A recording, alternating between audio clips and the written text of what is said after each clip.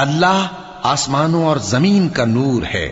اس کے نور کی مثال ایسی ہے کہ گویا ایک طاق ہے جس میں ایک چراغ ہے، اور چراغ ایک قندیل میں ہے، اور قندیل ایسی صاف شفاف ہے کہ گویا موتی کا سا چمکتا ہوا تارا ہے.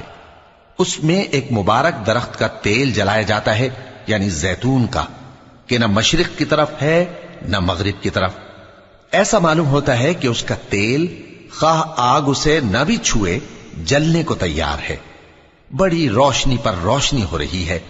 اللہ اپنے نور سے جس کو چاہتا ہے سیدھی راہ دکھاتا ہے، اور اللہ جو مثالیں بیان فرماتا ہے تو لوگوں کے سمجھانے کے لیے، اور اللہ ہر چیز سے واقف ہے.